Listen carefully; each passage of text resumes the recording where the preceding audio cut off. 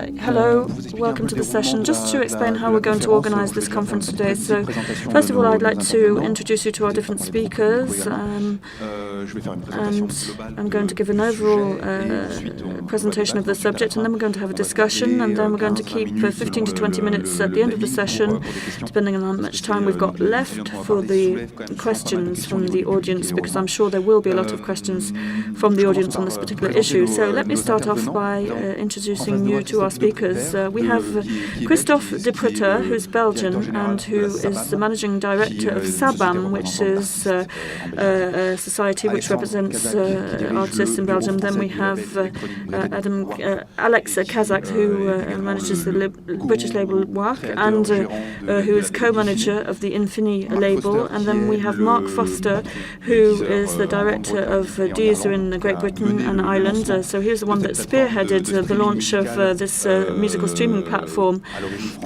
which, to start off with, is French on the British and Irish territory. And then we have Oke Gertlich, who has a dual mission here. He represents the Fine Tunes platform, and who, well, they'll all introduce themselves later on in more detail, but who deals with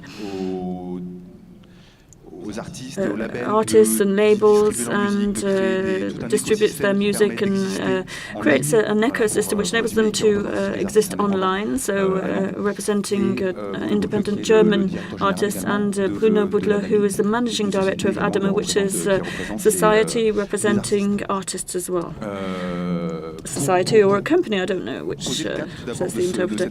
So this conference is entitled The World After Hadopi, because we don't know what Hadopi will turn into. So the Lescure mission, so this is the mission given to Pierre Lescure by the Minister of Culture a few months ago, was supposed to have published its report in mid-April at the start of May. In fact, it will be on Monday, so we don't have this report yet, so we can't really discuss the substance of this report because it hasn't been published.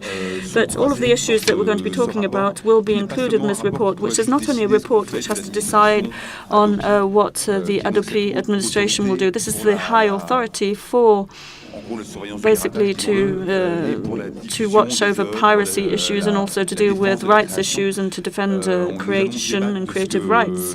So we're going to talk about Hadopi, what Hadopi has done, what it's left behind it, is it going to still continue, etc., etc. But in addition to that, this Lescure mission or this Lescure report is going to redefine the state of mind. The state of mind which should really prevail in the world of culture, and more particularly the world of music, for the next 10 or so years. So are we changing eras now? Is Hadopi just for the professional world of culture, which is running after the users and the users of this culture, the listeners, the consumers? I don't really like the word consumers, but because I'm not sure we're using culture as consumption. So are we just running after them, or are we trying to construct something based on internet, since internet has changed things and has deregulated exchange, and it's become completely uncontrollable now on internet. So what are we going to produce on the basis of this situation now? So just to finish this introduction, I wanted to quickly sum up the last 10 to 15 years, because I think this is really the framework which is useful, which will start as a starting point for our debate. So we're going to be talking rather a lot about music, but all of these issues concern the film industry, but also the book industry, and music. The music industry particularly has been completely disrupted by digital issues and the digital revolution, because music is obviously easily accessible on networks and on internet. So just to sum this up, in the mid to end of the 1990s, MP3 really disrupted everything. So all of a sudden, with minimal speeds, internet access speeds, we could, at the time we didn't have broadband, so Napster arrived, and Napster was a system, a peer-to-peer system, which enabled any users who so wished on internet to exchange music and to forget whether or not they were entitled to do so, because it wasn't a question for them. So basically they used the Napster tool to share music and to pirate music music, but also to transfer music. So we'll talk about the difference between piracy and exchanging and sharing music later on. And Napster was really the starting point for this confrontation between the music industry and internet. There were certain court cases. Napster ended up closing down, and then the equivalents of Napsters were creating Le Casa, La Moyenne, all of these different systems which were also sued before the courts and which ended up closing down or changing into other things. And then we, with broadband, which increased the speed, we saw new exchange systems with direct downloading, Reperture, Mega Upload, which ended up closing down because the courts closed it down at the end of 2012, and obviously then now it's Mega. So we had 10 years which were marked by confrontation, and then in the middle of this, Hadopi in France was introduced. So Hadopi was the armed wing of the French administration and tried to repress all of this exchange and considered that peer-to-peer exchange had to cease on internet. So we brought in this very complex system of fines, sending out letters, warning letters and registered mails, and telling people that they were misusing downloading, and if they were doing too much downloading, that they might be brought before the courts, which could end up fining them, etc., etc. So obviously all of this takes a long time.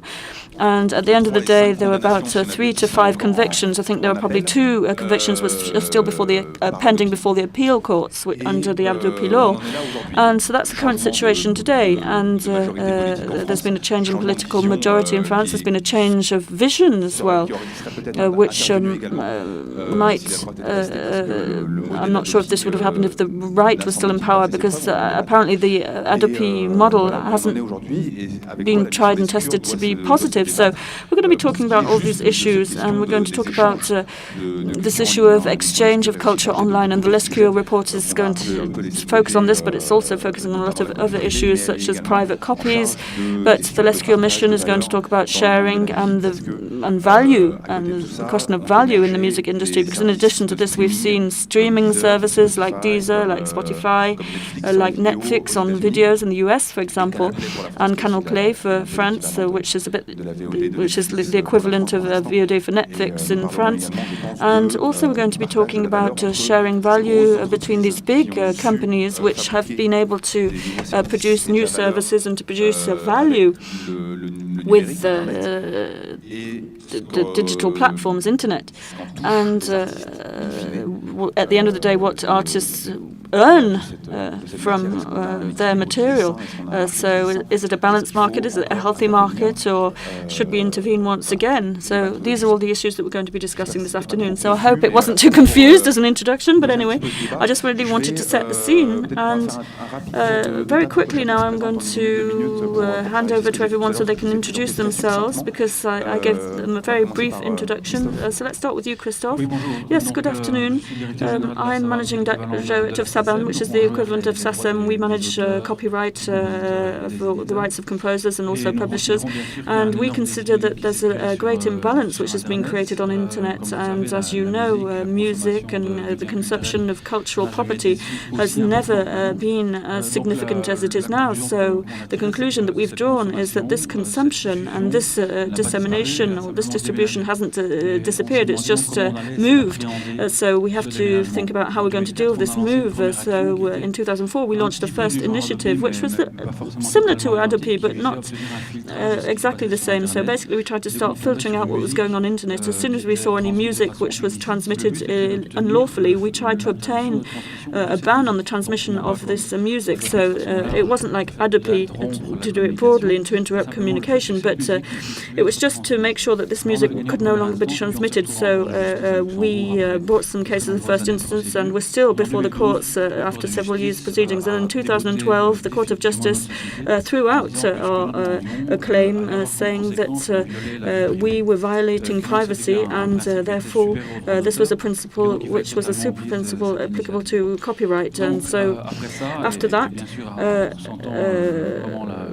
feeling that the wind was changing, we thought about other possibilities and how we're going to rebalance things on the internet.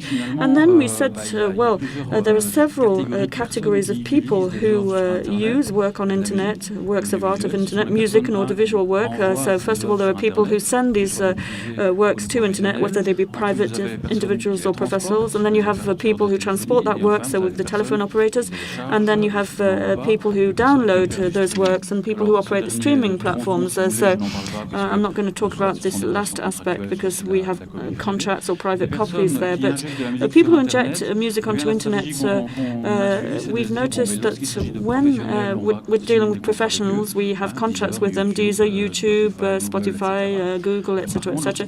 However, we've noted that when it's people who do this privately, without necessarily doing this on an industrial scale, nobody bothers them. So we just shelve this, waiting for other action. And this other action aims to empower those people who are the service providers. So those are the people who use the works, because in fact these works are appealable to the public and they're communicated to the public. And we think that it's these people who are the first people responsible for what we call exploitation. So that's basically the landscape as we see it. And we've never been that interested in Hadopi because we know full well that it gave a very bad image to us. And with regard to the problem of filtering, we didn't try to push for Hadopi, but we have to rebalance internet, I think, and we have to work with the service providers. And 2 years ago, we announced a court case. So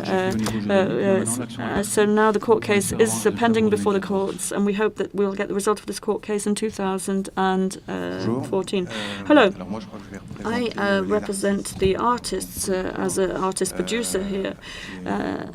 So on a daily basis, I work with artists, and every day we see some very schizophrenic situations where on the one hand you have to defend artistic creation, you have to help this artistic creation develop, particularly when this artistic creation is rather subtle and not that easy to defend. And at the same time we have to, de facto we use this fantastic tool which is internet, which has great opportunities but also which enables producers like me to have access to the entire world. But at the same time this formidable tool can sometimes become one of our worst enemies. It's like a vampire for us. So this is the position I'm in, and I have a very mixed opinion with regard to internet. Now, a few years ago, I finished my dissertation or my PhD on the dematerialization of the music industry, and this is a subject which I'm extremely interested in, but I don't really have any clear-cut answer to all of these issues.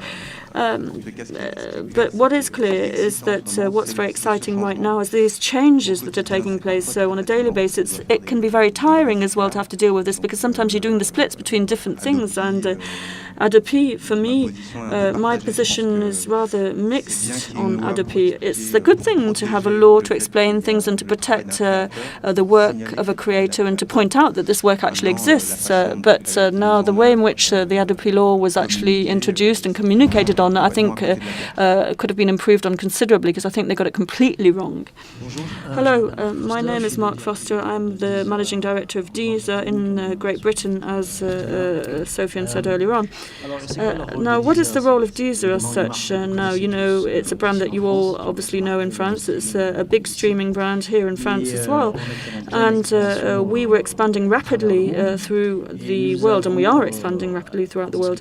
And as far as Paris is concerned, we have two important roles to play. First of all, we have a direct role, which is to support the initiatives of several organizations which are trying to introduce systems like Hadopi in France or Copyright Act, the Copyright Act in England, for example, among other instruments which are being introduced, and with a lot of different systems, a lot of different initiatives, a lot of different legal, statutory measures, etc. So we support these measures from a political standpoint, but also from a commercial standpoint. And also our indirect role is to provide the public, which is just starting to understand, thanks to the introduction of these initiatives, which is just starting to understand that there is a better alternative to piracy. So basically, the idea is to give a new experience to users, a more pleasant experience, a more secure experience to these users, and to show them that it is possible for the artists to work in a legitimate environment, and therefore they have to pay for the music so that the music can be distributed legally. So directly and indirectly, we do have an important role to play in anti-piracy matters and all of these governmental initiatives throughout the world. So in other areas as well, particularly in the emerging countries, where historically speaking the record labels were not expecting really to earn any money for their artists in these countries, for example in Africa or in the Middle East or in India. Now, with the emergence of streaming models and with the greater availability of these legitimate models on mobile phones, for example, this is opening up a whole new world for them, and therefore other countries and other producers and other articles can now earn money with their work. In the past, it was a world which was marked 100% by piracy. So these are great opportunities that have to be seized, and I think we have to support initiatives taken by the industry and by the government. And I think this is a responsibility that we all have to assume. So we also have a responsibility, which is to provide an alternative which is more attractive, both for the producers and the musicians, but also for the consumers. Thank you very much for inviting me. My name is Oke Göttlich. I'm running Fine Tunes, which on a daily basis is bringing the evidence that the digital transformation is happening, and not only happening, but also driving revenues for all of the artists and the labels we are representing. We are doing this for nearly 10 years now, so when digital was one of the smallest blossoms and upcoming.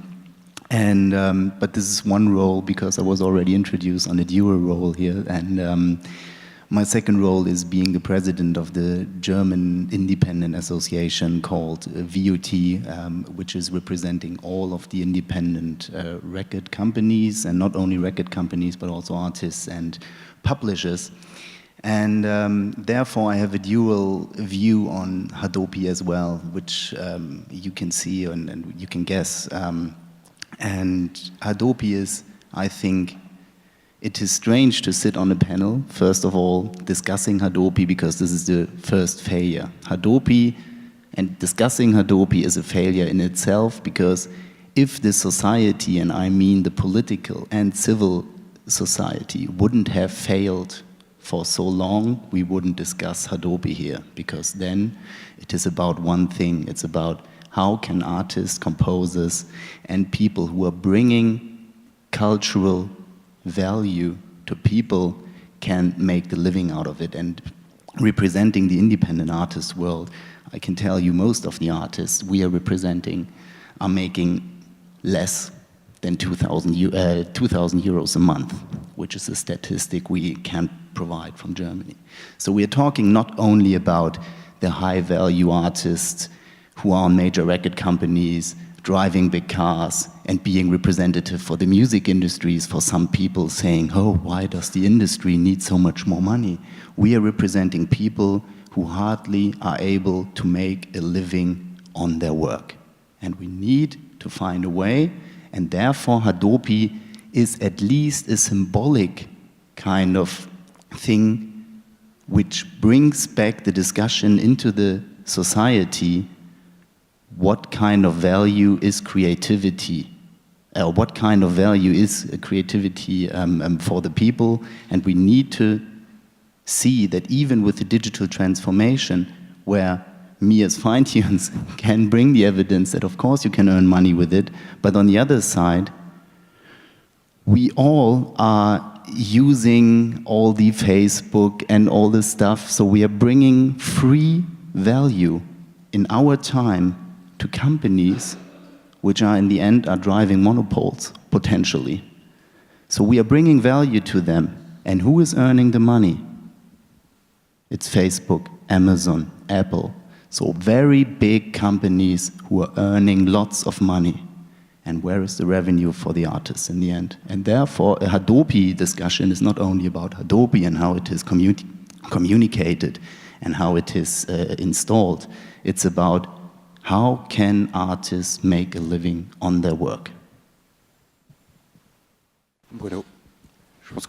Yes, I think you've probably got the same position as Auke Gottlieb, haven't you? So if you need the translation, you still have some headsets at the back of the room for the simultaneous translation. Yes, hello, my name is Bruno Boutleux. I'm Managing Director of ADAMI, which is a company representing artists and interpreters or performers. So we represent the rights of performers and artists. So, for example, when authors have written a song, then we need somebody to perform and to sing that song. And these performers, or what we call the interpreters of these songs, for the past 20 years have rights in the same way as the authors have rights and copyrights. The copyright has existed for more than 150 years now. So all of the rights that we manage for these artists and interpreters, these are rights which are very directly linked to the technologies used. Sometimes we're talking about old technologies, sometimes we're talking about recent technologies. So these are rights which result from using the recorded work of artists and interpreters on the radio, on the television, for example, for the older technologies, but also remuneration on private copies as well. You know that for the past 25 years you pay for copying because obviously you have license fees which are perceived on these copies for the services provided, and therefore these license fees are paid back to those people who provide the service somewhere along the line. So we're talking about the authors, the artists, and the producers who enable these recordings to actually exist. So all of these rights that ADAMI manages, these are rights which are rather fairly shared across the different links of the creative chain. So we're talking about the authors and producers. So in general, we often share about 50-50, or at least one-third, two-thirds, the same rights, which concerns the same source of revenue. So we share this between authors, producers, and artists. So just to come back to the subject of today's session, which is the digital revolution. In the digital world, this balance is completely disrupted. So an artist interpreter, when their song is downloaded legally on iTunes, for example, a song that we pay 99 cents or 129 euros for, they get 4 cents on this. So just to reassure you, if there are several artists, then they will have to share the 4 cents between themselves. So this means that for a group of 4, you have 1 cent each every time that's downloaded. But that is the way things are shared out today. And what we do, our fight, consists in fighting in this digital world. And we are spearheading this fight to have a fair share of this revenue. So for other technologies, but also for a system that doesn't necessarily work in the digital world. So this issue of sharing value, as we often call it, this is an issue which is raised in 2 places. The new entrants, which are these big machines like Google, Facebook, iTunes, or these other big players. But also we have another area that we have to discuss, which is the beneficiaries. So these are different links in the chain that I was talking about earlier on.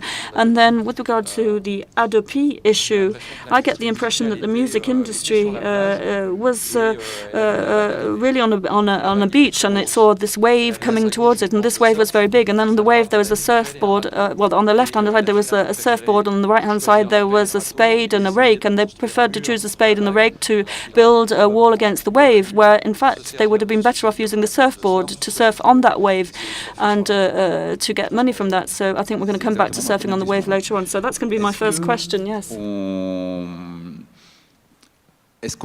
Right. Could we have done something with Napster? Napster being an example of this wave, so represented by this kind of service. And so suddenly anybody could find almost any song at any time of the day or night, things that were not available in shops when there still were shops, because the CD decline was not triggered by Napster. It had started much before that. But could the world of music, so I'm not saying a music industry, but I'm including the indies and the largest and the smallest bands and so on, could we have built something with peer-to-peer culture, or this culture of exchanging? at the beginning of the year 2000, would it have been possible to do something at the time? I'd like to hand over to you. Yes, I think we could talk about fluid mechanism in that case. You know, if you prevent water from sliding down by building a dam, then it's going to go somewhere else. Now, here's a good example. When everything started, people would come to see us to ask for licenses, but usually producers would close the doors to this because they didn't want to lose any control. If they hadn't done so at the time, if legal alternatives could have been available 10 years before, we wouldn't be in the deep shit in which we are today. Yes, Alex and I earlier were talking about the beginning of MP3 story. At the time, we were working at Warner, a major company, and I was one of the founders of the digital department at Warner, and I would spend my time trying to convince people, the managers of the company, they should not resist the wave, but they should try a way to find a way to monetize, to commercialize, to get some money with a new opportunity of digital music for the well-being of their artists. So instead of defending the previous models, it was one sold unit would equal to a certain amount of money, and all the financial structure of the producers at the time was based on this very model. They were very afraid, as Christophe was saying, of new models. And instead of trying to find new solutions for the well-being of their artists, they just resisted, and then the wave just crashed onto them. And iTunes came about to be in 2004, 2005. And they thought, at last, this is a solution. But they had already missed 2 or 3 years of opportunities to monetize digital music for their artists already. So I don't want to just criticize major companies. They wouldn't be able to know what would be the nature of this wave, but they were just resilient to any kind of change. And so this is why we lost a whole generation of users, of consumers, because of piracy or because they wouldn't buy any music anymore. So this was a missed opportunity, but now there are several models that can exist one to another. I think that this things with beneficiaries, as we said, this is to try and optimize the return on investment for artists. Fine. It's not the failure of the major industry at all, because there were also, if some of the major players were resisting some stuff, there were independents who were surfing the wave. I really like the picture. But by now, what has happened, the digital transformation, and by is the wave, and by taking the surfboard and surfing the waves, is now bringing something into the game where we need to find a way on how to surf the wave. Because there are everybody, even the majors or the independents, are now on the surfboard. Whether too late or not is not the discussion we should have here, because now everybody is on its surfboard. But how can we surf the wave in the best way, and to compensate, and to have a good experience for the users, to compensate the work for the art, and it is really much more important that we see the digital transformation as every transformation in society. There is technology coming, so it's a big disruption in every area. So it's not only in the music industry, it's not only in the creativity or in the creative industries, it's also in car sharing, in mobility, whatever. So all these technologies and disruptive things now need to accommodate into a trade system. So this is nothing, even if it takes 10 years. Okay, no problem, it takes 10 years. Now we will transform it into a trade system. And I'm maybe a too positive and utopian believer in that we will find a trade system, whether with Hadopi or without, but we will find a trade system in a certain already established way where we are getting the disruption of technology and content together.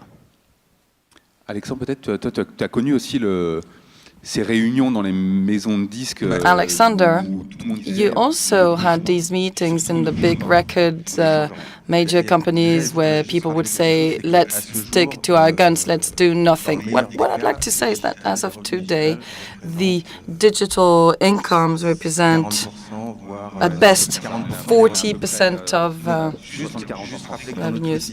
So just to tell you that on a daily basis, we still are manufacturing CDs, vinyls, and records.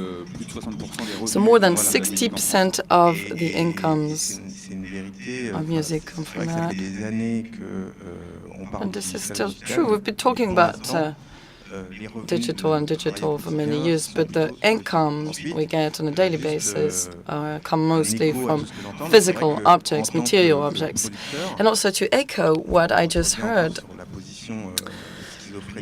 I'd like to talk again about this schizophrenia. As a producer, I mean, the internet offers huge, powerful tools of global distribution. Let's take the example of YouTube to prove this. Now, as a producer, can we just not use YouTube, even though we hardly have any income from YouTube?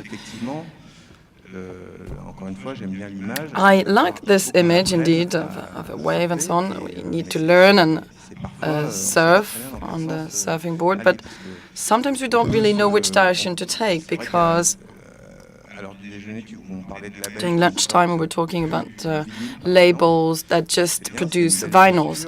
That's nice, that's a good standpoint or position, but is it sustainable if you want to develop a catalog or the works of an artist? I'm rather skeptical about this. I think it's more of a luxury position of people who already have other kinds of income.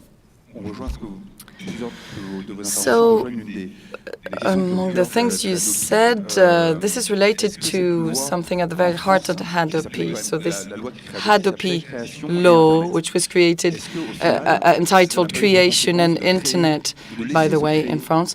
So maybe this law actually let monopolies to be born. I mean, iTunes represents 80% of downloading in France and in the rest of the world, more or less. So 80% of legal downloading goes through Apple, through iTunes. This is amazing.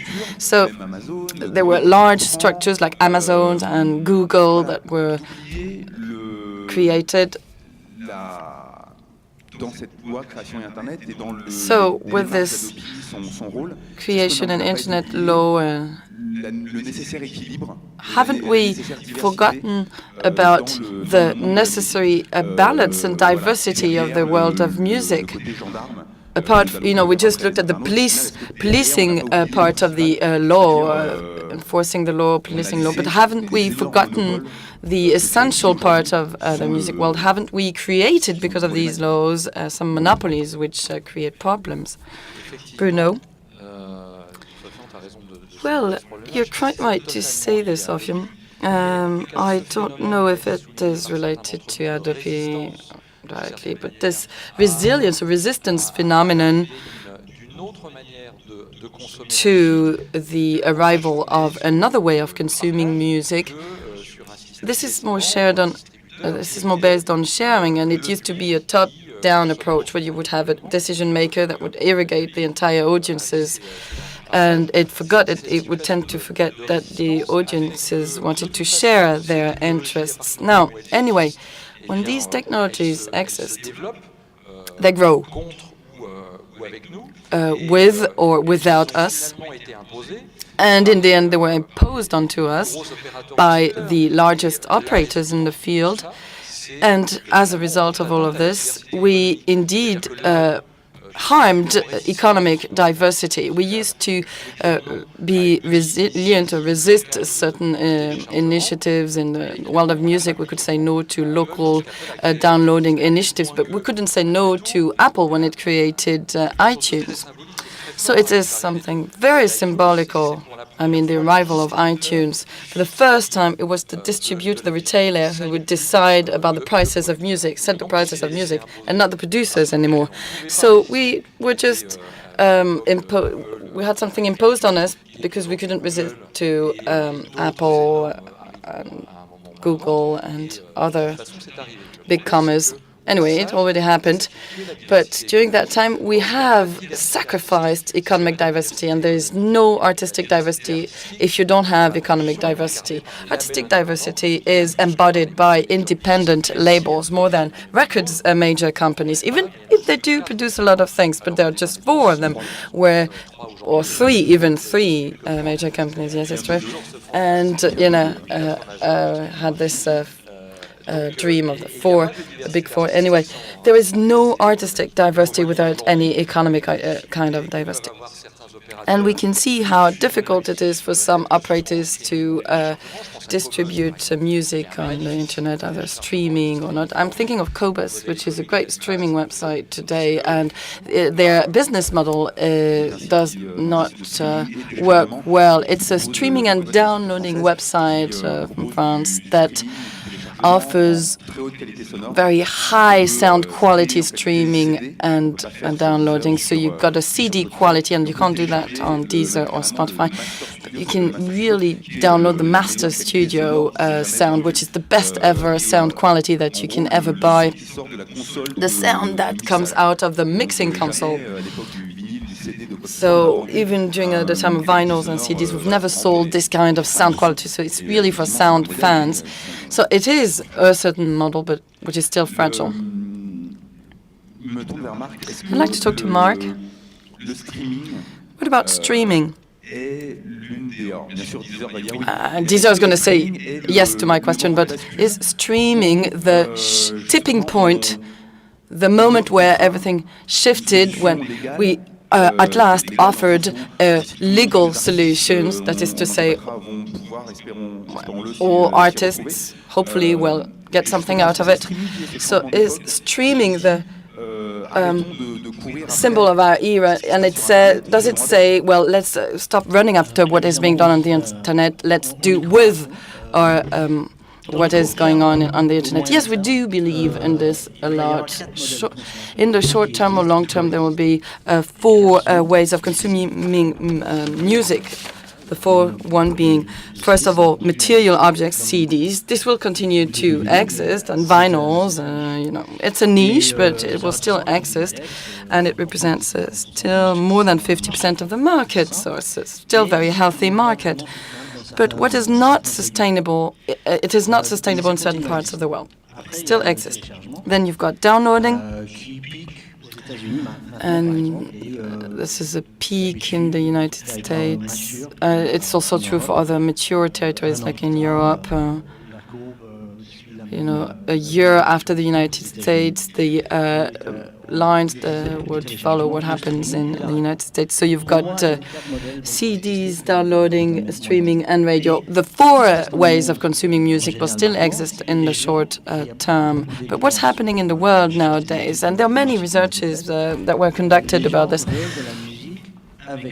people want to have music with them. Mobility is very important, being mobile. So in emerging countries where smartphones are the real symbol, everybody wants to have that in their pockets, and this is where people want to have music. And the streaming models allow people to have their music with them, online, offline, in their pockets all the time. So when we can just be in 182 territories in the world, especially in countries where they used to have no legal consumption, historically speaking, and also music distribution by small distributors, or not signed by major companies or by indie companies, or operators who could not find a profitable business models for them or for artists. So now it has democratized the world of retail, of distribution. So this is what we just said. It is a radical change in terms of distribution and consumption of music. Christophe. Same question. Is streaming the tipping point of the world of music? Well, we had another tipping point, which was iTunes by Apple.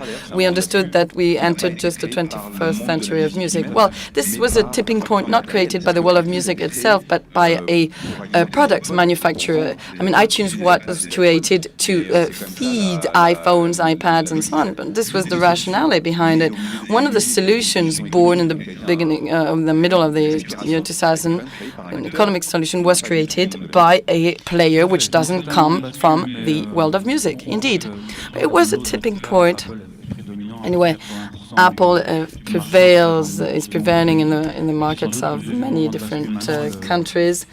And the second tipping point would be streaming. Just to give you an example from your Belgian cousins, if you look at the CD sales figures in 2002, this was the highest top sales. 30 million euros of copyrights were received. We received about €1 per sold CD. And in 2012, we had less than 10 million euros of copyrights. So minus 20 million euros of CDs, which were not sold in 10 years, in the last 10 years.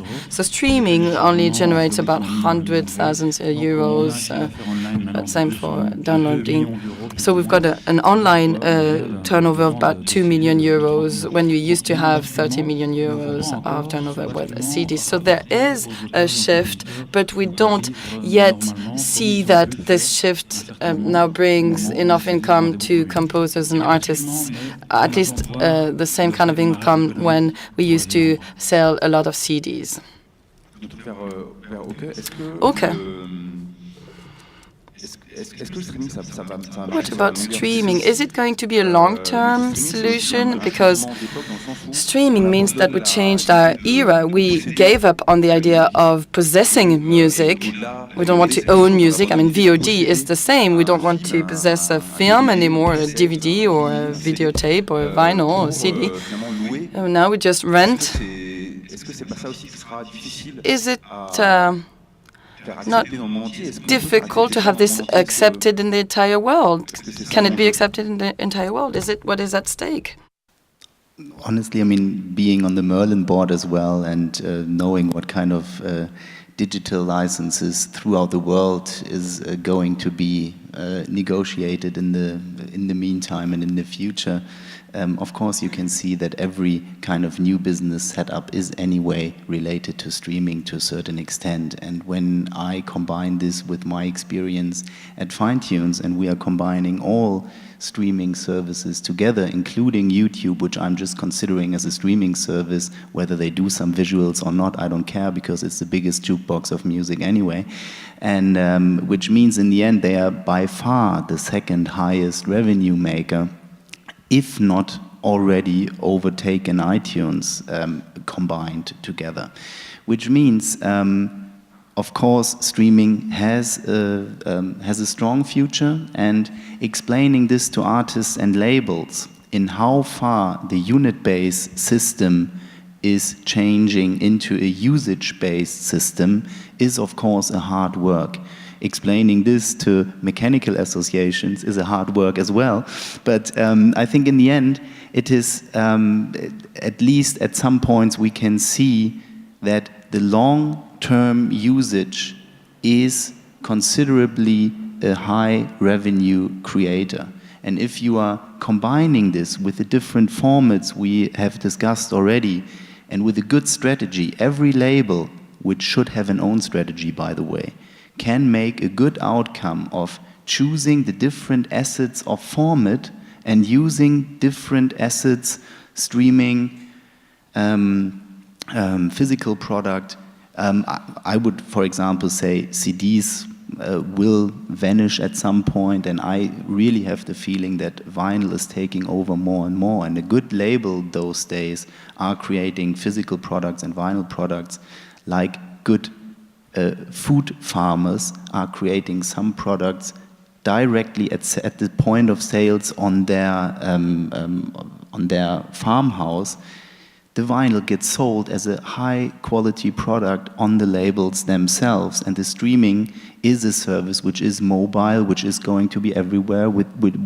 People can take it on the beach, on the holidays, and streaming is definitely a big value proposition for everyone. I just have to say one point on whether Hadopi is feeding monopoles. No, it is not at all, because the monopoles have been there already, and this is really, they have built technologies. Or, for example, Google is building a technology.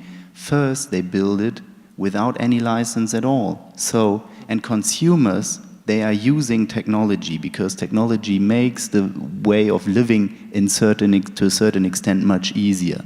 Then afterwards they are coming to the creators or to the license owners, whether it's mechanical associations or the master rights owners, and then try to make a negotiation on it. So which means the monopoles are already there. They are using their technology strength and just afterwards are discussing, oh, we don't know whether your content is valuable at all, but I think we have to pay you something.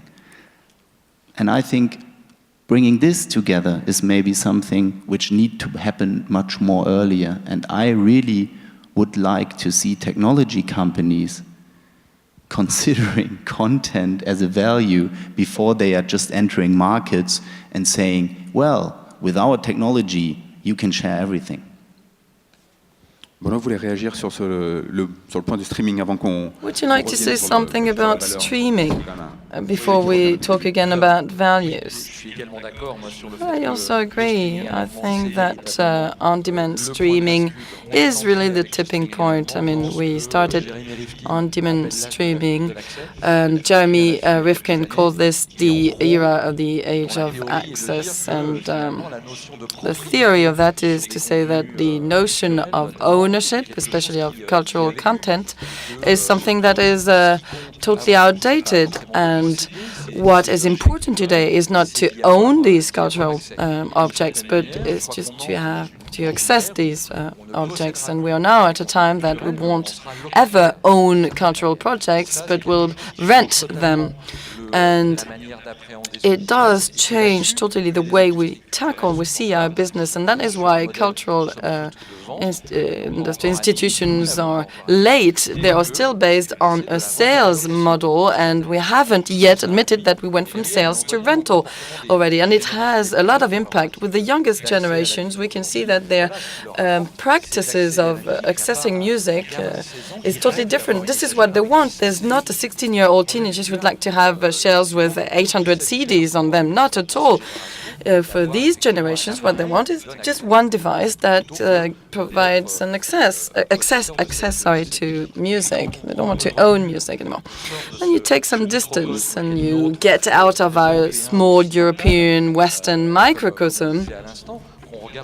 When you look at emerging countries, the new generations will be important, numerous. There will be 150 million people in Africa by 2020 who will belong to the middle class. So for these people, possessing music would be meaningless. There's no story for them behind to mean that they would possess music. And because of the smartphones, mobile phones, which is a very important object, this is through these devices that we'll be able to distribute products. So how do we build a story of attachment to music when music is just a flow now onto which you can get connected? So Mark from Deezer, or maybe you from the producers, I mean, how do you change the way you talk about music?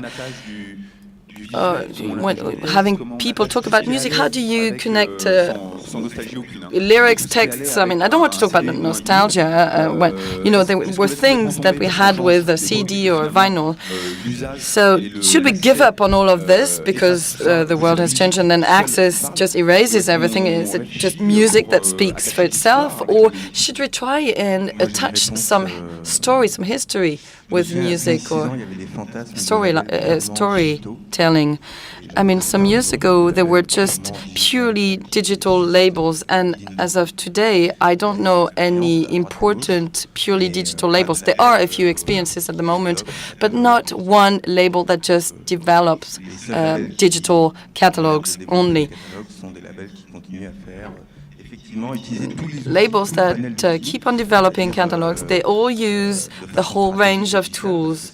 So they have a digital strategy, obviously, but also they have vinyl products.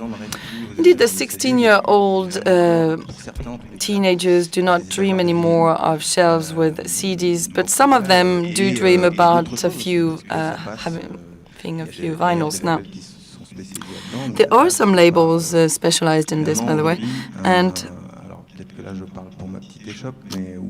Maybe I just speak on behalf of what I represent only. A label is a small universe, so it includes music, but also other things that can be commercialized. You mean apps? Well, yeah, goodies, T-shirts. Let's not be mistaken here. The person who creates some value in music is the artist. It's the creativity and the originality and the concept communicated, conveyed by the artist that won't change. What we are doing is we do communicate, we interpret this value for audiences. And I'd like to add something on what Alex said. There's one important role we have to play, we, the different links of the chain. We have to talk about the real good experience of music, around music, so that it creates an added value. It is a 360 degrees approach. We've got tours, concerts, products, pictures, videos available on YouTube. And what is very important for us, and this is the position of Deezer all throughout the world, is to communicate, to print something, to publish things. I mean, we have to have artists engage with their potential fans. So this close relationship between the producer and the communicators, the communication agent has to speak well about music, it has to talk well about music. I mean, this connection being creativity, originality, production, creating value, production. This hasn't changed. I mean, since the times of CDs, vinyls, and MP3 and streaming. We're just talking about the same kind of value chain. So whether you talk about Hadopi law or to protect the beneficiaries, or I mean, if we look at our roles that we have to play in this value chain, we should not forget that creativity comes from the artists and we should defend it. So we talked a lot about streaming already. We talked a lot about sharing economic value. So we're not talking about human value, we're talking about economic value. So the streaming model, you appear all to agree on the fact that it's going to be imposed upon us. And in Scandinavia, for example, in Sweden, we're seeing that streaming has gone beyond downloading now, and downloading is taking a nosedive while streaming is progressing, and then the rest has just become a niche market in Sweden. So all of these issues can be discussed, but apparently streaming is well on the way to imposing itself on the market. So this will come back to the Lescure report, which is going to be published on Monday. But at one point in time, shouldn't we presume that the music industry should get around the table together, maybe at European level or global level, to establish rules and legislation so as to make sure that the economic value of this burgeoning world is going to be shared in a healthier manner? So obviously this has never been a great speciality in the music industry right from the start. So let me hand over to Bruno to try and answer this question, because apparently ADAMI has quite committed to this and negotiating around a negotiation table. Yes, it's high time we did something. We can't say the contrary. But unfortunately, we come up against a lot of opposition, a lot of heated opposition, particularly on the part of producers who don't like the idea of this new form of sharing. Now, coming back to the question of a new form of sharing, the New Deal, if you like, this text which presented this discussion talked about a new deal. So this question can be raised at two levels. We have the new entrants, whether they're big heavyweights or lightweights, also service providers which have built their whole building business model on a message saying, for example, for X euros per year, you can have any number of albums per second and so many films in a minute, without saying that we're talking about a lawful offer or not. So we have to talk about the first level of sharing values, so with all of these new entrants on the market, and this means they have to be part of this system, and they have to be part of the music or audiovisual or film industry system, and they have to assume their responsibilities. They have to have duties as well and obligations. But then otherwise, within our industry, and the three main chains are the authors, the artists, and the producers, we have to think about how they share things, and they have to share things differently, because today the reality is that it's 4 cents which goes to the artist for one song downloaded on iTunes, and I think for copyright we're talking about 8% of the sales, and the rest of it, which goes to all the other beneficiaries, goes to the producers. So this is something we've inherited from physical records when, for example, at the time we had to produce the records, we had to store the records, we had to deliver the records, then we had to retrieve the unsold records, and also, for example, when the truck left the stock and went to the warehouse, there were some albums which got broken, and therefore this led to a deduction of the revenue for artists of 10%. So all of these expenses have disappeared now. They don't exist. So we have to redistribute this value, and we have to redistribute this digital revenue. And obviously it cannot be based on the physical model, which no longer exists, whereas in fact this is still the case today. And artist contracts, in fact, talk about remuneration of about 4 to 6% for digital, and also there's a reduction which is completely crazy. So there's a reduction for vinyl breakage, but in the digital world, vinyl breakage, there isn't any vinyl breakage. What about bugs? There might be bugs on MP3. Yes, I have downloaded vinyl records on iTunes, but that's another story. So now I want to hand over to Christophe to talk about managing this. Yes, I think we have to shake things up, and we have to let the dust rise and settle again.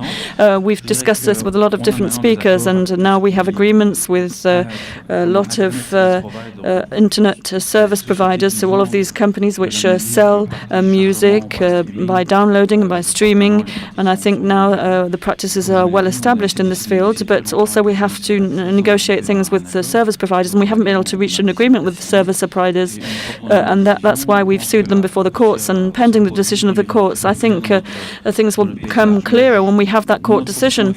Now, our position is that we have to have a general new deal in all of this. What about you, Oke, in Germany? Is this a discussion that you're having in Germany, bearing in mind that in Germany, YouTube and the artist representatives have fallen out. In fact, they don't speak to each other, and in fact, there's no legal music on YouTube anymore. So we're not talking about sharing value, we're talking about making this value even exist in Germany. Yes, exactly. I mean, in Germany it's quite special, and we are digitally maybe the most behind country in whole Europe, and this is not because we don't have any innovations running, we don't have nice startups in Germany, or we have even nice digital distributors in Germany. It is really just about the Mechanical Association in Germany really believes they have to be the stick for composers, and they have to be the strongest representation of composers in whole Europe, and this is their standpoint, which is on one hand side totally, of course, bad for newcomers and artists, because we don't get any revenue, for example, out of YouTube at all.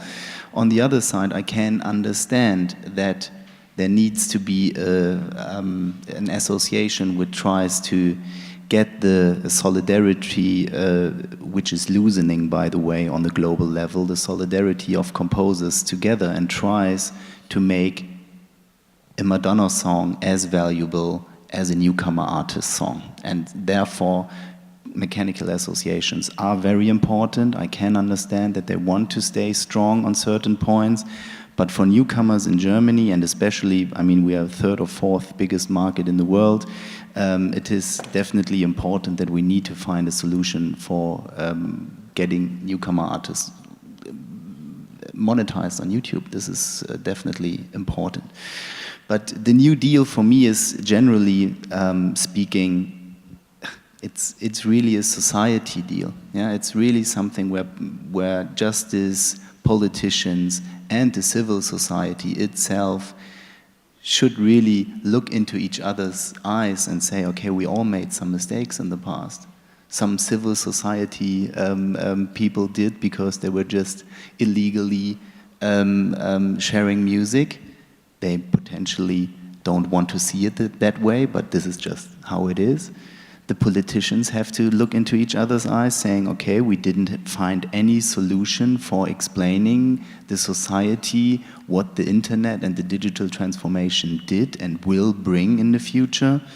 And the people on the justice side, of course, have to see all the laws which are at the moment there are not at all enough for getting or for really seeing what is happening in the digital age, where we have the distributor, where we are sharing, where we are mash-upping, where we are remixing, where we are having so many different rights involved, and the text of law is so old school, especially in copyright, that definitely also the law people or the lawyers definitely have to find a solution for this. So the New Deal is really a civil society, everyone's game, and we have to find a way all together in trying to make the monopoles not as big as they are at the moment, and even, in my eyes, threatening us for the future.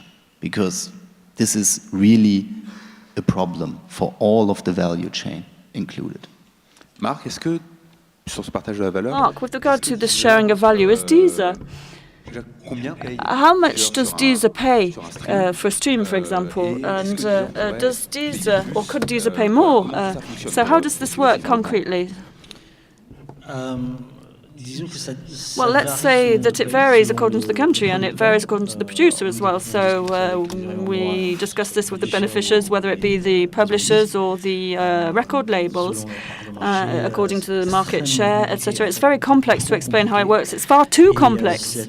And it's a model which is changing gradually. Now, 2 years ago, when we opened Deezer in the UK, the model was not at all well established outside of France, and Deezer in France at the time was a real big contributor to the music industry in France, whereas at the time it didn't exist and the model wasn't established elsewhere apart from in France. So it's been a process which has been extremely long and complex, because the producers and the record labels and the publishers, they all wanted their share of the cake, and they all wanted a different percentage, which was very difficult to obtain. So at the end of the day, we agreed on a first level of pricing per stream, but this is then packed together with certain guarantees that we have to provide, or we had to provide at the time, because in fact this is a risk, particularly for the bundling of an application like Deezer in a model like Orange, for example.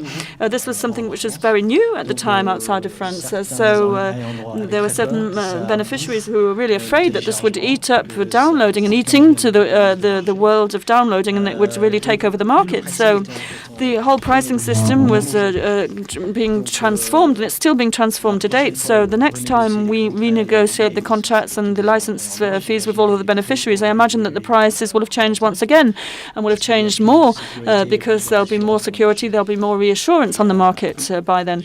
But I'm not sure what is the right level. Nobody knows what the right level is right now, because the price per stream is different than the price per download, for example. Yeah, but give us an idea, give us a rough ballpark figure for a stream. Are we talking about 0.00 something or something else?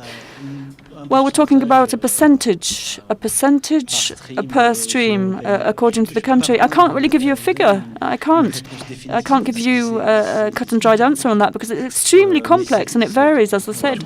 But for France, I don't know. Quite honestly, I don't know for France. Well, for UK then. For UK, how much is it?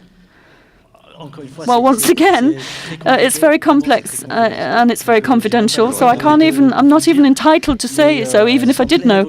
And it's changing. As I said, we're trying to find the right level right now, so as to make sure that it's fair and fair for all the beneficiaries. So we lose sight of how much the beneficiaries pay to their artists, and we negotiate this in all good faith with the beneficiaries and according to their responsibilities that they have with their artists as well.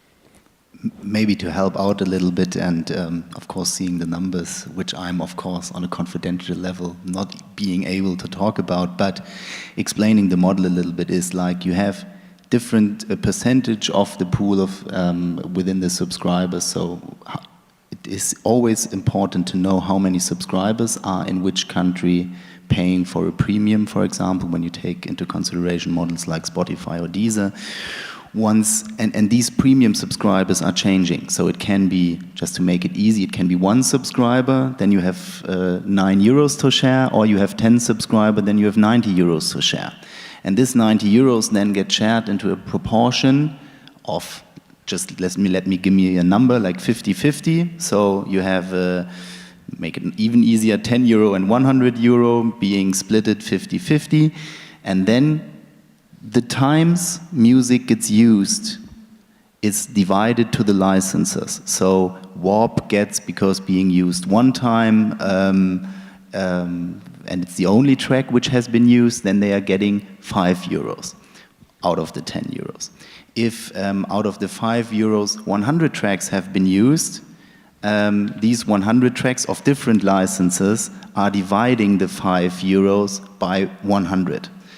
So, and if you're just having one premium subscriber who is then on the, if you have more, like on 100 users and you have €50 to share, this per usage stream rate gets higher. This is why you really can't say what is the actual usage or value per usage. So the model is not explaining you and can't explain you what the per stream rate is actually, because it changes from day to day by the numbers of subscribers. And what was interesting, what Mark was just saying, and this is where I take all the Deezers and all the streaming services really, and I want to rely on what more of them are saying, not only Mark, is of course once you reach a critical number of users, so let me think like 20% of the overall national popularity, for example, which is always a kind of little benchmark. When you're reaching these mass consumption numbers, then of course we can talk again about some licenses and even making them higher, because then we are in a mass market where they have a knowledge about where their business model is ending to, and then of course the licenses can be discussed again and can even go higher. At the moment, yes, we all know that everybody is talking about the 0.00000 whatever, but honestly, let's stop about talking those numbers, because this is bringing a total difficult and even worse picture to a music consumption form which is needed for the future. Mais ça va aussi être un enjeu de ce modèle nouveau de dire...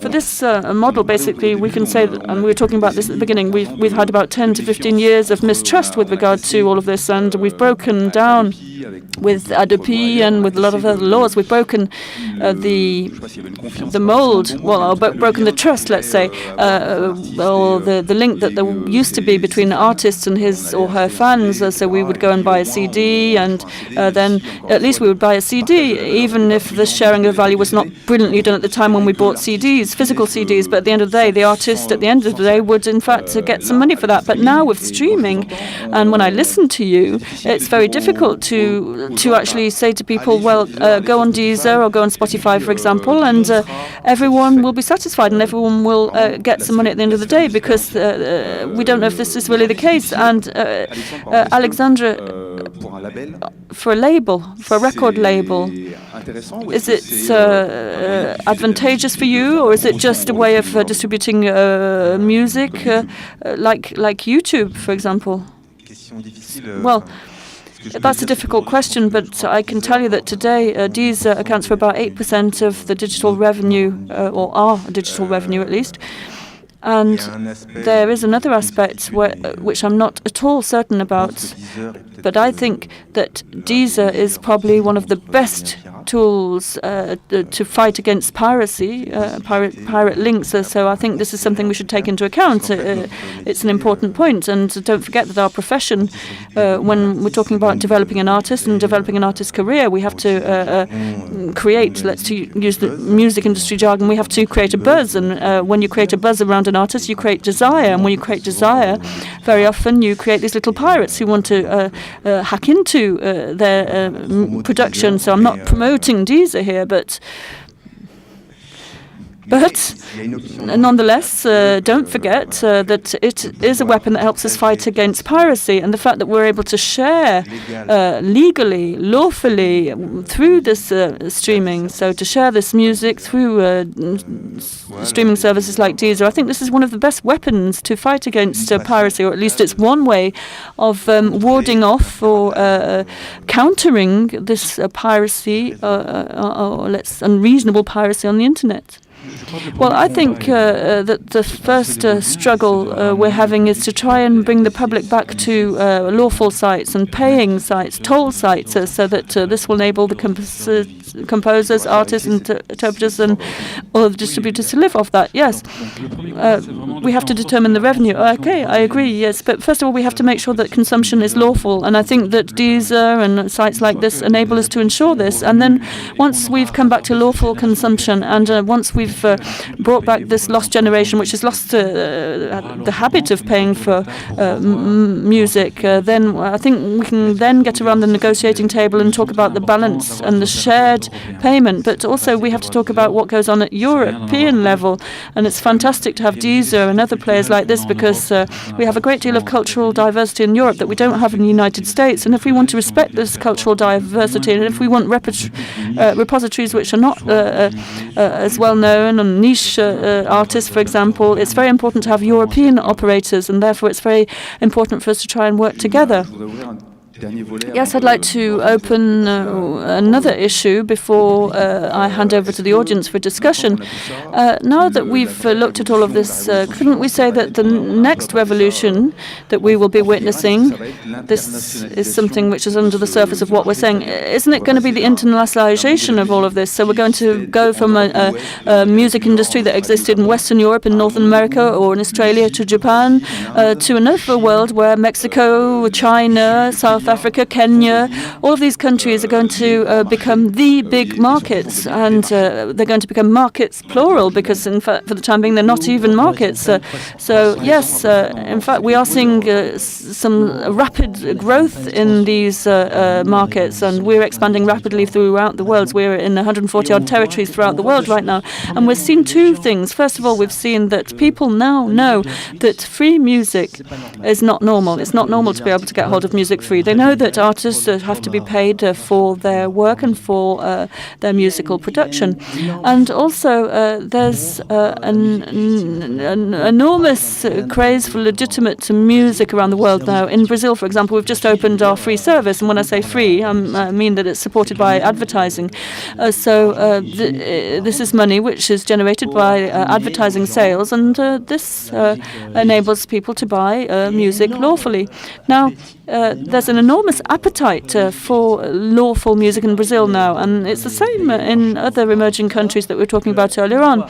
So once people have invested in their mobile phone, for example, then it's in their best interest to buy lawful music. So it might be bundled in their monthly subscription in Africa or in the Middle East, or whether it be supported by advertising or whether it's a toll system with a subscription system. People know it's better to buy lawful music. But to come back to the original subject, which is ADAPI or other projects like Hadopi in other countries across the world, there's a phrase in English which says you have to give people a carrot and a stick. So basically, if you take unlawful, or if you buy or if you get unlawful music, then we're going to punish you. But at the same time, we can offer you a better alternative, which is the carrot. So in emerging countries or countries like Latin America, from Latin America or Southeast Asia, access is extremely important. So access at an affordable price is also extremely important. And there's an enormous potential there to tap into. What about you on this point of internationalization?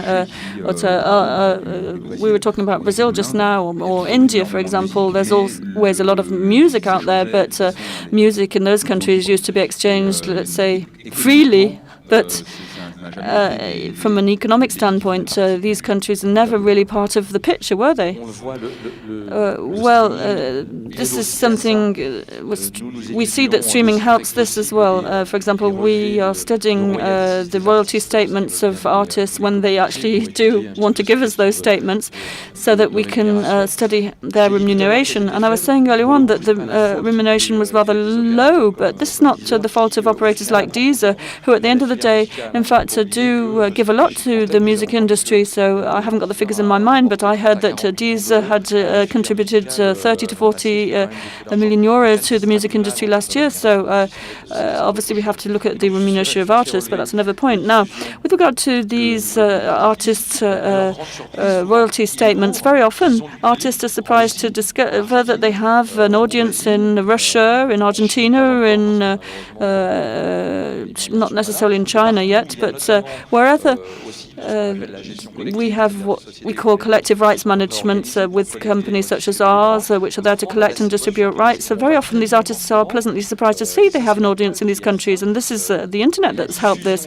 So the distribution of artists is changing and also is escaping the traditional media now. So we're no longer working on the basis of the same model, and now we have these all-pervasive artists who travel across the world without knowing it. And the same applies to the consumption in your countries. If we can talk about consumption of artists, where we are, in fact, seeing that artists are sometimes bought in countries that we would never have thought people were buying them in.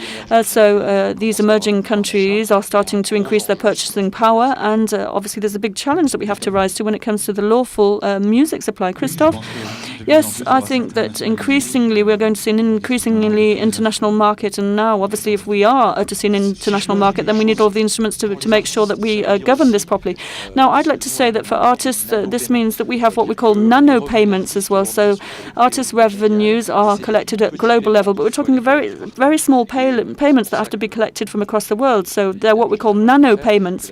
And this is why we need collective management and these companies or societies that artists join so that they can get paid. This is extremely important because obviously this is perfectly suited to this kind of breakdown and this kind of scattering of revenues of artists which are now coming from all over the world. Now, what surprises me in all of this, coming back to Hadopi once again, is that all of this came from, well, Mark was talking about the carrot and the stick, but didn't Hadopi... wasn't Hadopi instrumental in this completely crazy transformation, or wasn't Hadopi maybe just an ancillary consequence of all of this? And politically speaking, at one point in time, we just had to bang our fists on the table and even put money on the table because it costs about 10 to 12 million euros per year to fund Hadopi.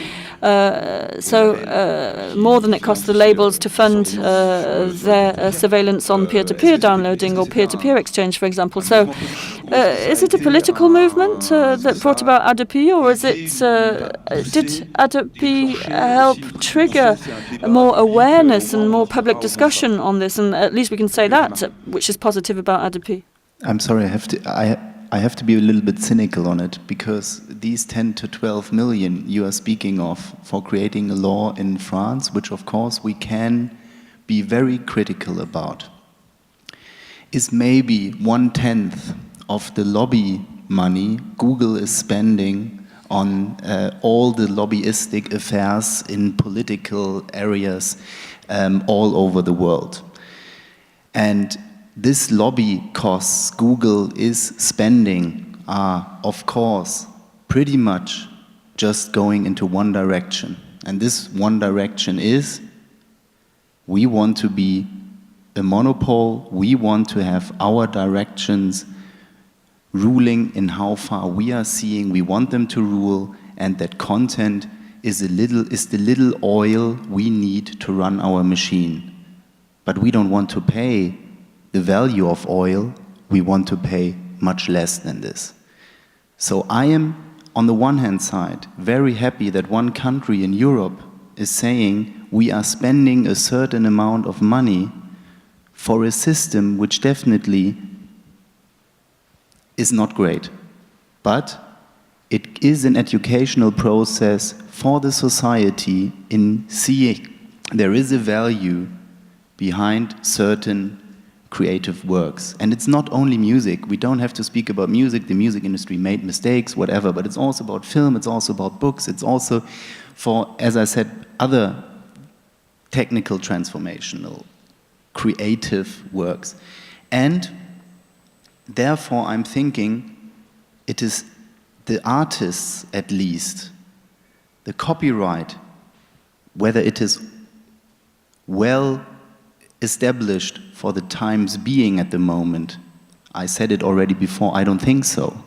But the copyright is the right for creation and the right for work of creatives, which means without a copyright, nobody can earn any money even if he wants to. And what is most important, artists should decide themselves whether they want to spread their music free or not. If they want to spread music for free, they can do it. They have all opportunities in doing it, creating a career on spreading music for free, using everything which is needed for it. There is no doubt that they can do it.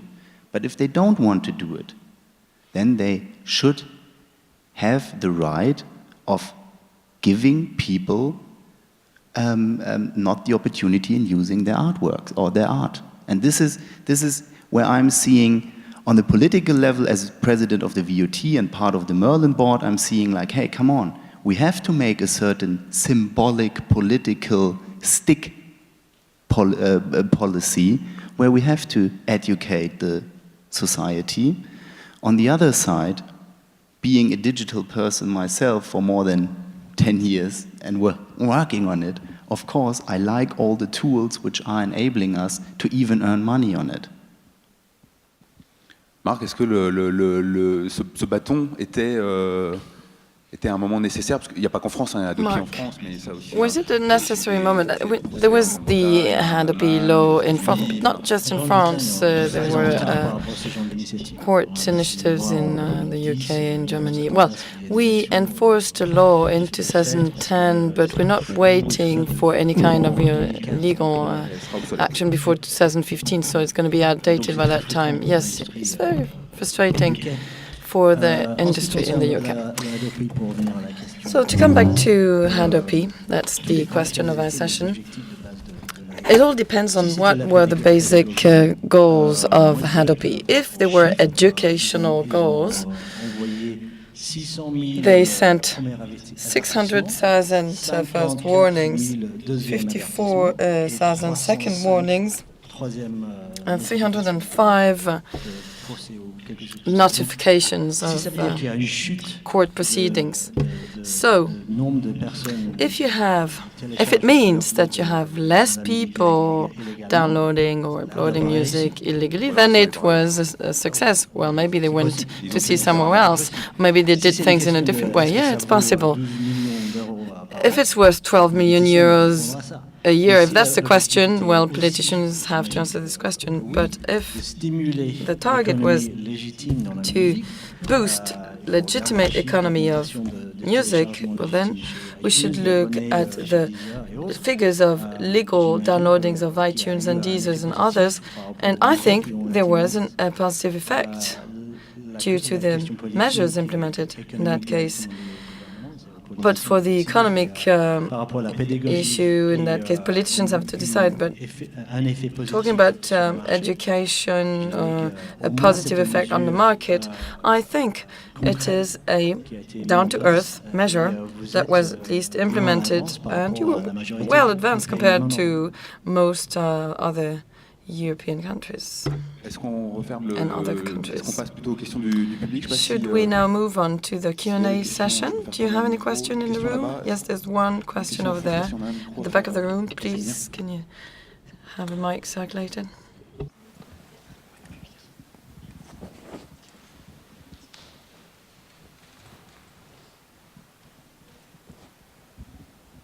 Je me lève peut-être. Bonjour, Éric Petrotto. Let me stand up. Hi, my name is Éric Petrotto. I'm a musician and president of the French Federation of Indie Labels, and we group 43 craft people. So it's a small structure that wants to maintain diversity in France. I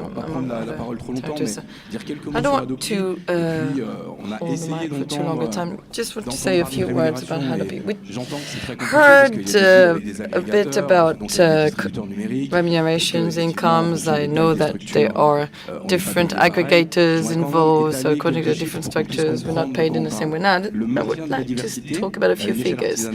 Maintaining diversity at a very local level costs 20,000 euros. So if you want to comply with the legal framework of the labor regulations and pay people and renew diversity, well, it costs 20,000 euros. And the figures we get from Deezer, Spotify and others for streaming today, a very tiny structure, let's say 1 or 2 people that you hire and have a machine turn around. So it's 1 million streamings for one. And then you've got other structures like Earfan, a label with French songs like Œuvre de Barbac and other well-known artists. It's 1 million streamings for 3,000, 5,000 euros. So you need to have millions and millions of viewers to still maintain the diversity in that case. So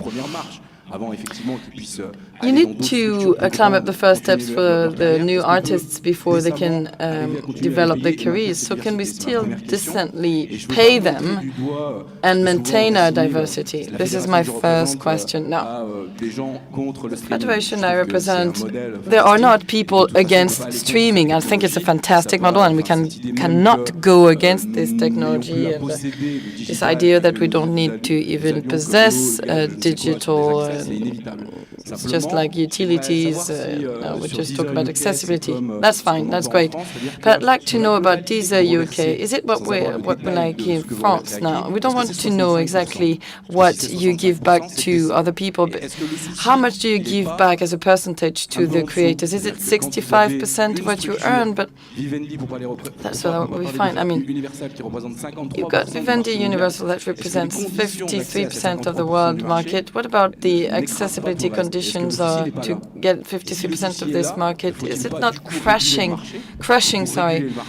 all the rest of the market? So in order to regulate the market, shouldn't we need a collective agreement? And as for Hadopi, I think the reality was taken in a reverse way. I mean, with this idea of trying to regulate things instead of having just a whole mess on the internet. So we just warned people in that case, telling them, when you don't have the right to download, but you've got websites like Direct Download, they've got websites with a lot of advertisements. Maybe Hadopi should have regulated this, condemn these people who just make advertisement. This is not philanthropism.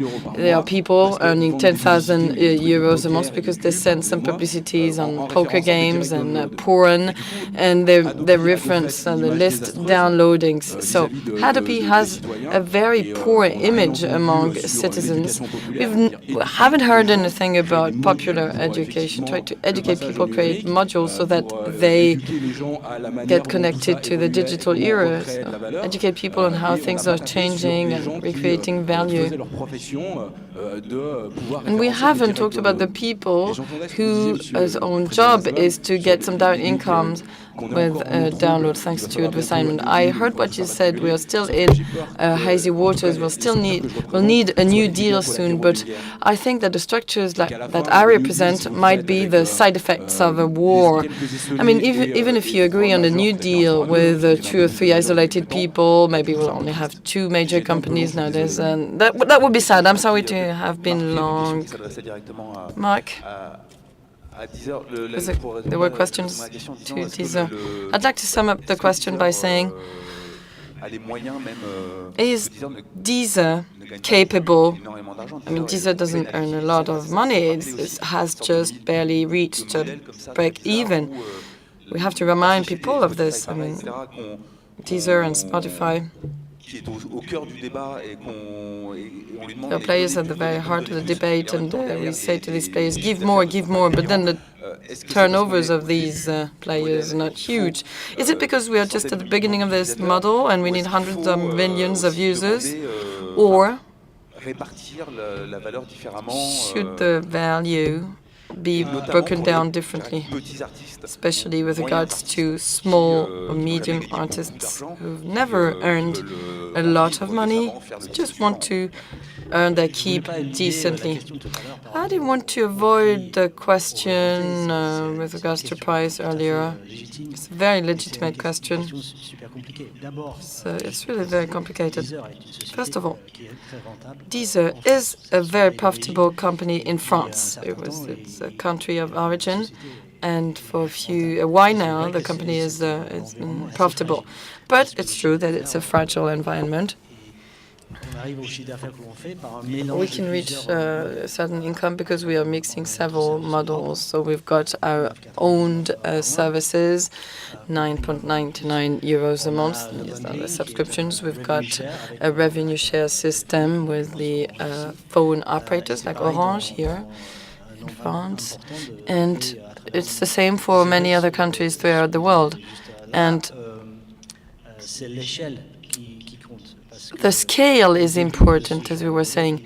At the beginning of these kind of models, it is extremely hard to reach a profitability level. So once you go beyond the threshold, a scope, and that's the model we have with phone operators or telecommunication operators, then that's fine. But indeed, it's not a highly profitable model as such, because this is a revenue sharing model that with the telecommunication operators. So once again, I don't want to dodge the question, but it's hard to give you a precise idea of certain territories. It's a mixture of models that make sure the model is profitable. The answer to your last question is found in one of your previous questions. You said, are we not going to have some side effect victims of the New Deal? I think that if we have collective management, this will guarantee that we will avoid to have victims. Collective management has to defend international and national repertoires. And for small countries like ours, these are niche repertoires, and also collective management cannot make a difference between the different repertoires. So we apply the same conditions to Lady Gaga than to the young beginners whose song was just released.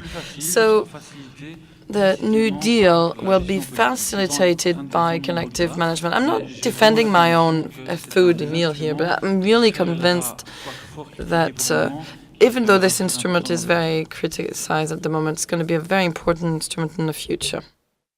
I think you wanted to express something different, and which is really important, because, of course, the New Deal is about, again, monopole structures. You see it with universal EMI. All common sense on internet business models needs to be the monopole. Amazon needs to have a monopole. Spotify needs to have a monopole because it's about the threshold. It's about what can you gain, how many people can you get, and the more people you can get, the more revenue you are making. And on the internet, because it's a globalized business system, all businesses are trying to achieve one thing: ruling the world. This is, because of the globalization, the only way they can make money in the end. And this is how they want to perform. And what you were mentioning, and this is really important, is, Of course, Deezer is partly owned by Warner. Samsung Australia is doing a deal directly with Universal. And they are just setting up, not Deezer, but they are just setting up their businesses without any other repertoire of the world. Samsung Australia is starting with Universal content only and is hardly negotiating anything with the independents, for example, and even other rights holders.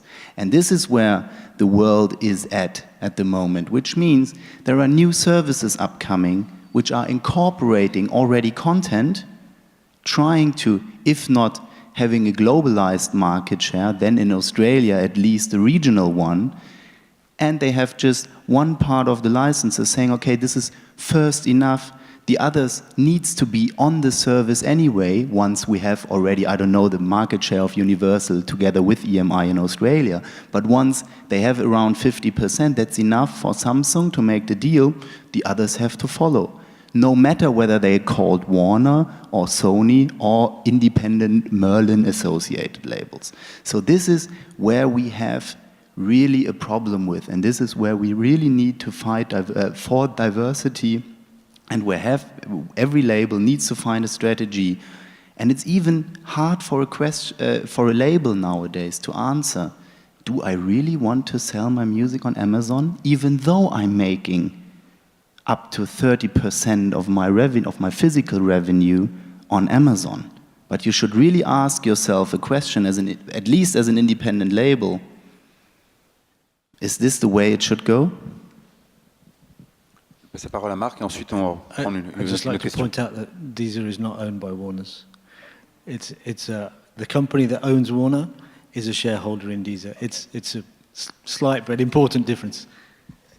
Of course not owned, but there are certain shares owned and connections. This is okay, of course, and this is there like, and we know, and just not to mention Deezer, I mean Spotify is of course giving out shares for major companies and even, and I have to admit, to independents, in this case Merlin as well. So Merlin is owning shares of Spotify as well.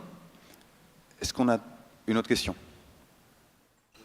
Deux questions. Any other question? Yes, two more. Hi, gentlemen. My name is Rémi Martineau. I'm a business developer in a very tiny company, which is called My Own Market, which I started 18 months ago in the field of digital music. I've got a very simple question. I'm afraid the explanation might be complicated. I agree with you that there is a generation shift in the way we approach the music. The generation of my parents. My parents would collect CDs and vinyls, and I was born with that from my parents now. I'm part of this new generation. I've just graduated, and I just, starting to be part of this very large market only recently. Now, to me, the issue is that there are many people of my generation who want to try and defend this new vision of music that we have. I'm just graduating from a business school, and when I say I want to be part of the business of music, a lot of people laugh at me. So people who create startups or small companies like my boss and I, we're trying to develop a lot of things to be part of this emerging economy. There is a huge problem of fright, of being afraid, because due to the 10 years of crisis and of bad communications, and so we are paying this bad situation today, bad communication on music now. When we go and meet people to talk about small business, and people just laugh at us when we only ask just a certain sum of money, which is ridiculous. So what could you say that we should do to improve communication on music in all the different fields of the economy? Now, something that would say, well, we are confident now in the field of digital music that it will bring something up, and this will provide, give back some confidence to the new generations.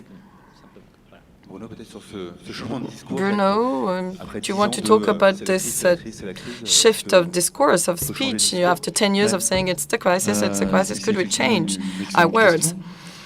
It's an excellent question. Fnac.com. GWOW, Fnac.com, Bizik. These are three examples of initiatives to distribute music via the internet, which stopped, especially because of accessibility conditions. I said earlier that when the wave is coming, you should surf on it instead of resisting it. Well, there are the local European initiatives that actually died because of this. And so when the banking institutions laugh at you when you ask for some loans. This is true. This is the case of investors today. They think that the funds they might provide will just fuel not the companies that ask for the funds, but they will pay their main suppliers, like the big music editors, music publishers. And it's true that the attitude, the behaviors of the music industry is not appropriate. I'd like to say that there is a body that lends money. It's called IFSIC in France. And if you apply with digital music, at the moment, I mean, they are ready to lend some money. That's an info to you.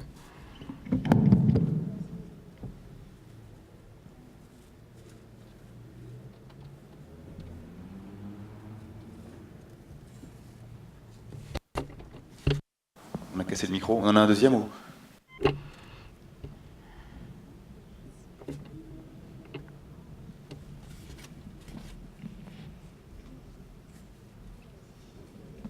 Oui, j'avais une question. I've got a question. Peut-être un peu naïve, mais it might seem naive, but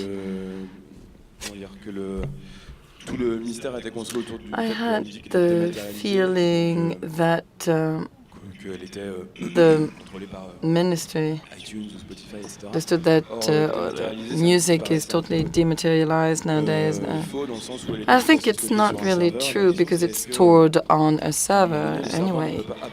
So my question is, could we have servers belonging to SACEM or SABAM so that these institutions say who was looking for music on this server? And so iTunes or Deezer could just become retailers, distributors, not music owners anymore. Well, we thought about this. We also wondered whether we could start some radio chains and so on. The conclusion we reach is that this kind of business is not ours, but our business is to make contracts, make sure that they comply with the regulations, but we did not try to get to do these investments. We have discussed this with our members, and most of our members, administrators, said, no, this is not our role. We shouldn't do this at SACEM or SABAM. Est-ce qu'il nous reste une question ou est-ce qu'on referme cette... Is there one last question? Oui. C'est le micro cassé? Non. Fonctionne. J'aimerais simplement avoir un son de cloche I'd like to have your opinion on notamment depuis les 5 dernières années. An increasingly popular model since Radiohead in Rainbows. It's the pay what you want model. What do you think? What kind of space this model can get when we talk about dematerialized music? The pay what you want and streaming model. How can it work? Alex, you've got the mic. It's a very good example. Very interesting. In that case, it was a band that became famous, I was going to say, in the previous world, or in the previous model-based world. So the idea was to make sure that the album was easily accessible. So what about somebody who is totally unknown and who tomorrow decides to earn his keep or her keep with the music? If somebody who's totally unknown say, well, just pay what you want, in the current situation, it's highly unlikely that he or she can earn some money. We also had the possibility of online production with a few investors, and it wasn't very successful. But it was also based on the same kind of philosophy, but it doesn't really work. So do you need to be famous to impose this? On Bandcamp, there are many artists that suggest that one should say pay whatever we want. It's almost a political approach. What about artists? Do they have a real room to maneuver? Or are they stuck in an outdated business model that they have to use? Bandcamp is a really nice example, and it's depending. If an artist wants to, he can of course use all these kind of models which are either free sharing or pay what you want models, or using the tools the internet is offering, which are all great tools. And Bandcamp is a fantastic system for artists who want to develop themselves in a different surrounding, or even being in a kind of label, booking, whatever surrounding, but using Bandcamp nevertheless, because that Bandcamp is still good for making some people aware of the music, and is selling music directly at the source. And this is what Bandcamp is of course about, and this is nice, selling music directly from the source. It's a good model, but it is not working if you want to really, and this is what always drives me crazy in this kind of net politics discussions. Of course there is a lot of do-it-yourself possibilities, but in the end, for really creating a sustainable artist career, you need to have helpers in the area of musical production, which is a label potentially, or at least a management company, and you need to have a good distributor, you need to have definitely a good booking agency for being. Because what is happening at the moment, people are getting known because they are playing. They are playing tours, they are selling some T-shirts, but this is not, and therefore they're getting better and better known, and then they can create a career on the music, if they want to. If somebody is saying, I'm a bedroom producer, I'm a graphic designer, which I am on a daily level, no, not I am, but if someone is a graphical designer, and he is saying, okay, but I want to release a record, he can do whatever he wants. He can join Warp Records if Warp is interested in him, or he can just give it on Bandcamp. But for a more sustainable artist career, I would rather prefer Warp than Bandcamp. Just me as a potential artist. On va fermer sur ces commentaires. Merci beaucoup et bonne fin d'après-midi de journée au Nu Sonore.